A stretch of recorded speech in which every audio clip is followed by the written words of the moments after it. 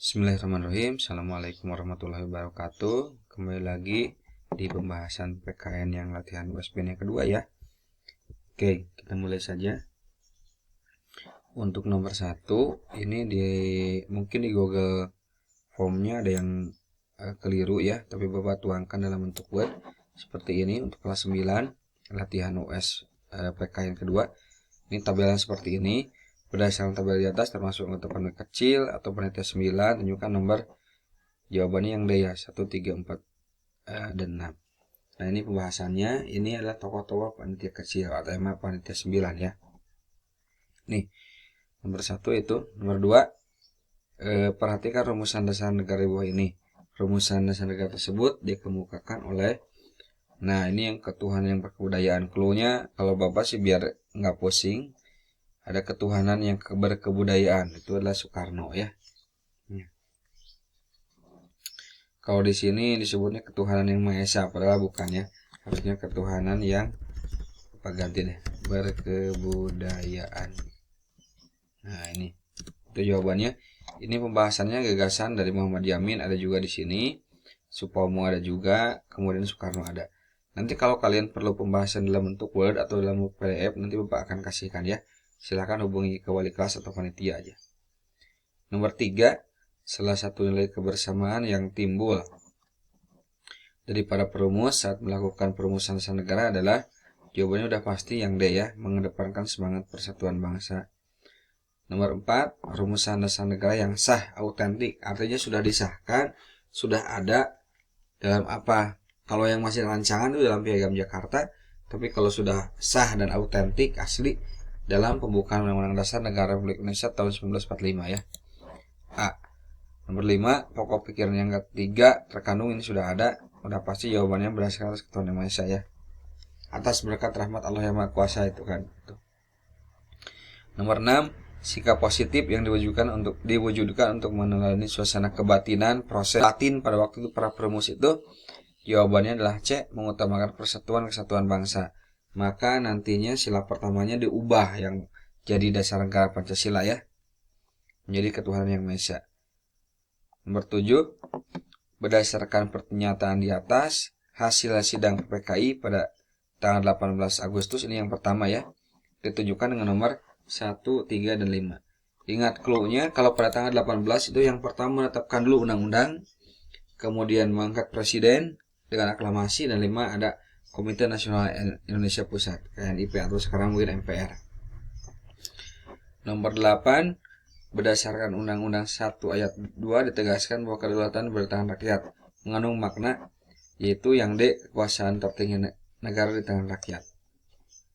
Kemudian nomor 9, nah perilaku positif terhadap pelaksanaan pasal 27 tunjukkan dalam pernyataan nomor 1 dan 3 ya, bayar pajak ininya, kemudian hak pilih dalam pemilu ya, 27. Nah ini pembahasannya 27 ayat 1, 2, dan 3 itulah ini tentang hukum ya, intinya hak asasi manusia. Nah kemudian nomor 10, masyarakat harus memiliki sikap positif pelaksanaan pasal 33, yaitu sama juga kalau yang tadi membayar pajaknya tepat waktu, ini juga sama ya, karena berdasarkan perekonomian ya. Nih, ini pembahasannya. Kemudian nomor 11 ada ayat 1, 2, 3, 4, 5 yang tadi ya, pasal 33. Kemudian nomor 11, contoh perilaku yang sesuai dengan pasal lingkungan di lingkungan sekolah. Ini clue-nya lingkungan sekolah ya, 1, 3, dan 5. Nih. Sebenarnya siskamling juga betul, membantu pekerjaan orang tua juga betul, tetapi masalahnya adalah di lingkungan sekolah. Nomor 12, lembaga yang berfungsi sebagai legislatif adalah DPR dan MPR ini ya. Dulu ini maksudnya ya, sebelum sekarang. Nah, kalau yang sekarang legislatif itu hanya DPR, karena sekarang udah ada pembagian kekuasaan, yaitu 5 pembagian kekuasaan setara, maksudnya setara kekuasaannya dibagi menjadi 5 cabang. eksekutif oleh Presiden, yudikatif oleh Mahkamah Agung, Konstitusi dan Komisi Yudisial, legislatifnya DPR, eksaminatifnya BPK, pemeriksa keuangan, konstitutifnya MPR, ini untuk mengubah undang-undang. Bapak, saya sudah submit. Dan moneternya Bank Indonesia, ya. Tuh. Bapak.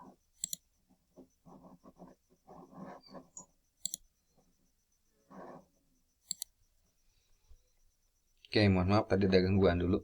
Nomor 13, contoh perbuatan siswa yang mencerminkan ketaatan norma. Ini ada yang C, yaitu memakai seragam sekolah dengan atribut lengkap.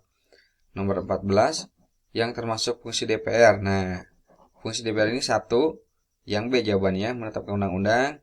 2, menyusun APBN. Yang keempat, meminta keterangan dalam menjalankan pemerintahannya. Nah, ini pembahasannya ada legislasi anggaran pengawasan, ya. Nah, ini pengawasan, ya. Maaf, harusnya yang 1, 2, 2 dan 3 ya, bukan 1, 2 dan 4. Bapak tulis saja nih. Kan pengawasan ya. 2 dan 3 harusnya yang A. Salah. Klik. Nah, ini fungsi pengawasan nomor 14. Ini pembahasannya ya. Kemudian nomor 15. Apabila Mahkamah Konstitusi memutuskan bahwa Presiden bersalah dan wakilnya, maka dapat menyalakan sidang paripurna untuk mengusulkan pemberhentian Presiden kepada MPR. Nah, mekanismenya ini ada usul dulu di DPR, kemudian bersidang, kemudian sebelum mengajukan ke MPR ada meminta dulu kepada Mahkamah Konstitusi untuk memutuskan pendapat DPR, kemudian Mahkamah Konstitusi meriksa, mengadili, kemudian apabila MK memutuskan bahwa Presiden atau Wakil Presiden terbukti melakukan penyelenggaraan hukum, maka DPR menyelenggarakan sidang paripurna untuk meneruskan usul pemberhentian Presiden dan Wakil Presiden kepada MPR. Ini ya.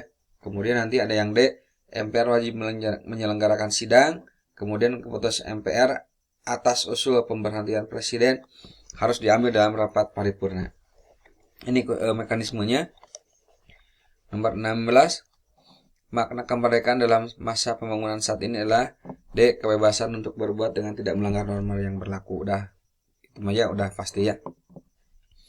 17, sebagai petunjuk dalam kehidupan sehari-hari, maka pernyataan di atas merupakan pengertian Pancasila sebagai pandangan hidup bangsa ya, karena petunjuk kehidupan sehari-hari. Bangsa Indonesia merasa dirinya sebagai bagian dari seluruh umat manusia, maka hal tersebut merupakan pengamalan Pancasila, terutama sila kemanusiaan yang adil dan beradab. B ya. 19, pengamalan Pancasila sila ketiga, yaitu nomornya 1, 3, dan 5 ya. Udah pasti. Nomor 20, Pancasila sebagai pedoman untuk menata negara, dasar negara, yaitu pengertian Pancasila sebagai dasar negara ya. Udah ada clue-nya ini. Menata negara berdasar negara. 21, undang-undang memberikan peluang untuk melakukan perubahan terhadap undang-undang adalah MPR boleh melakukan perubahan terhadap undang-undang. Hal ini diatur dalam pasal 37. Udah jelas itu ya.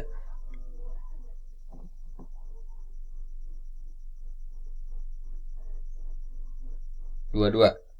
Perhatikan pernyataan berikut dari data di atas yang termasuk kekuasaan eksekutif. Nah, tadi udah ya, eksekutif tingkat atas berarti presiden. Kemudian nomor 3-nya ada gubernur. Kemudian nomor 5 ada bupati dan wali kota. Jadi nomor B ya, eksekutif. 23. Sebagai pelaksanaan demokrasi Pancasila, sikap yang harus dihindari oleh masing-masing peserta musyawarah adalah berprinsip pada pendirian pendapat yang kuat tidak dapat dirubah. Ini harus dihindari nih. 24. Lembaga negara yang baru dibentuk, maksudnya pada setelah amandemen undang-undang. Yang keempat itu nomor 2 dan nomor 3, Mahkamah Konstitusi dan Komisi Yudisial. Zaman dulu Orde Baru nggak ada ini ya.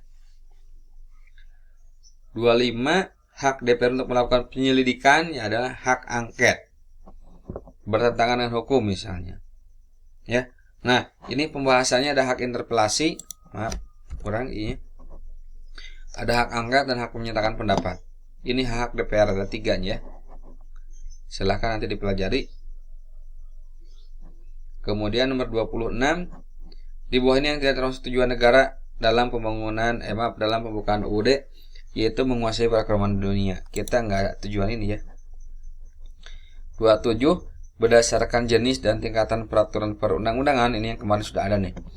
Maka yang paling tinggi adalah, kalau tidak disebutkan paling tinggi setelah undang-undang dasar, berarti yang kedua tingkatnya ada MPR. Tapi kalau langsung seperti ini, berdasarkan undang-undang nomor ini, yang paling tinggi karena tidak disebutkan setelah undang-undang dasar, berarti ya otomatis yang paling tinggi adalah undang-undang dasar 1945. 28. Dalam kehidupan bermasyarakat, norma sangat penting untuk, udah jelas ya, mengatur kehidupan masyarakat agar menjadi tertib dan damai. 29. Tiap-tiap warga negara berhak atas ikut serta dalam usaha pertahanan keamanan negara berdasarkan pasal 30 ayat 1. Nah ini penjelasannya, 30 ayat 1 ini, ayat 2 udah ada, ayat 3 sudah ada juga ini. 4 kepolisian, 5 tentang susunan TNI kedudukannya. Ini udah jelas ya. Kemudian berdasarkan Undang-Undang Pasal 30 ayat 2, usaha pertahanan keamanan negara adalah menganut, nah kita lihat pasal 30 ayat 2, nah, dilaksanakan melalui sistem pertahanan dan keamanan negara rakyat semesta. Nah ini, jadi yang A ini ya. Nah komponennya apa saja? Yang pertama ada TNI, yang kedua cadangan itu bisa ada Polri, ada Linmas, ada Hansip. Yang komponen pendukungnya adalah dari orang-orang Indonesia itu sendiri, sipil. Bahkan sekarang nanti akan ada katanya wajib militer, berarti setiap penduduk Indonesia harus memiliki sertifikat wajib militer ikut kegiatan militer gitu. Oke, begini penjelasan singkatnya. Bapak cukup sekian. Apabila kalian memerlukan dalam bentuk PDF atau Word-nya, nanti silahkan hubungi dulu ke panitia PAS-nya, nanti Bapak akan kirim ya. Mudah-mudahan dapat dimengerti dan mudah-mudahan bermakna buat kalian. Terima kasih. Assalamualaikum warahmatullahi wabarakatuh.